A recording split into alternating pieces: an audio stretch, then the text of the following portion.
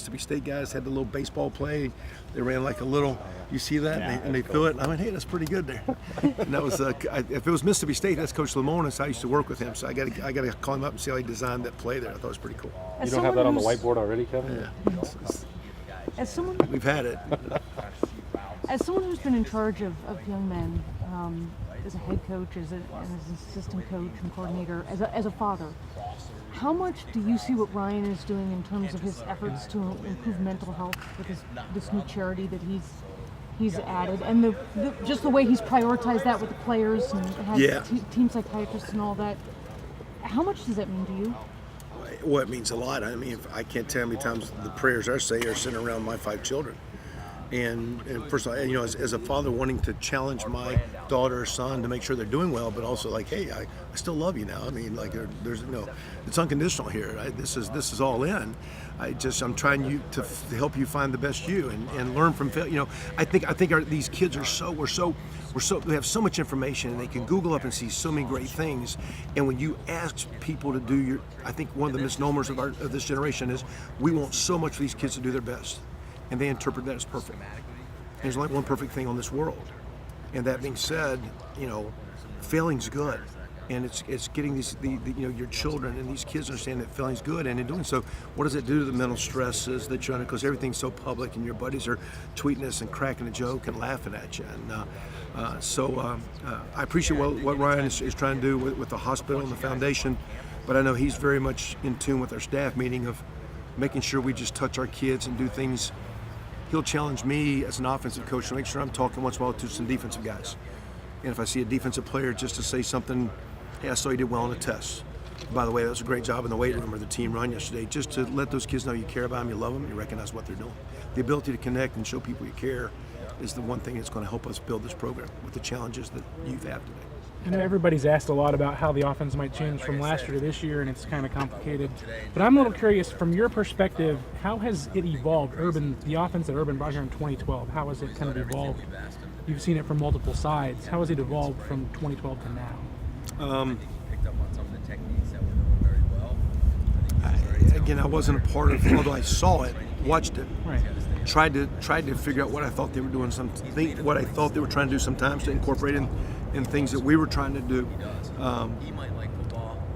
But I will say, to me, anything that's to me every year offense always evolves, because what can you block, what can your quarterback handle, and that changes. You know, you're going to graduate guys, you have injuries, and the quarterback position can do things. Now, if you have those unique skill players at receiver, running back, they make plays look better, make you look better. Maybe you are, but what can you block and what can the quarterback handle? So you're always evolving, to me, to emphasize and put those guys in good positions. What has not changed that Coach brought and most great offenses has is the value of being physical, the value of protecting the football, the value of protecting the quarterback, the value of scoring touchdowns, and the value of the offense being a part of the plan to win. It's not about doing so many things statistically to look good offensively. Yeah, you're always putting your defense in bad position and all that stuff. So even though we change or accentuate each year, and we'll change this year, not because of Ryan as much as maybe this quarterback versus last quarterback. Versus you saw it now. You've seen in 2 full years of my time the difference between JT and Dwayne, and it wasn't it was creativity, but it was really what can guys do, and really what can the offensive line do. So as you go forward, that's it. Now we're always going to have some gun presence.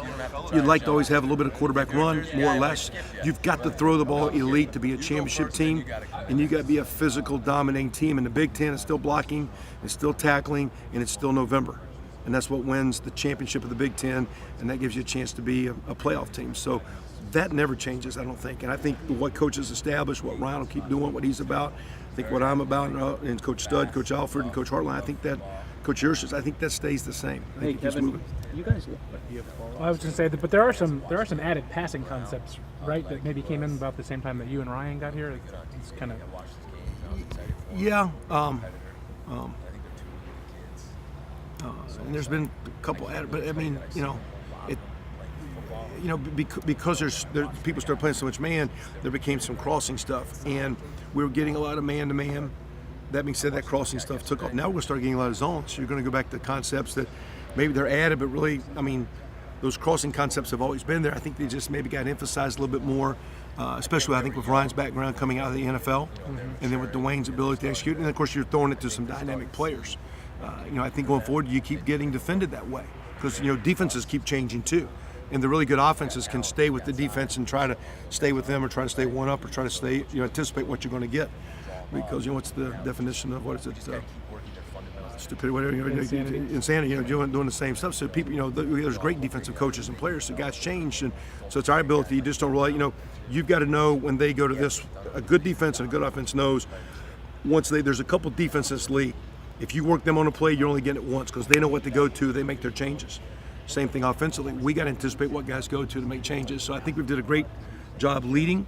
The offense kind of continues where it is, but I think you'll see some evolution, not because we're at a different place, and sometimes maybe not because it's even a different quarterback with Dwayne being gone. It's just you're getting defended differently too. Kev,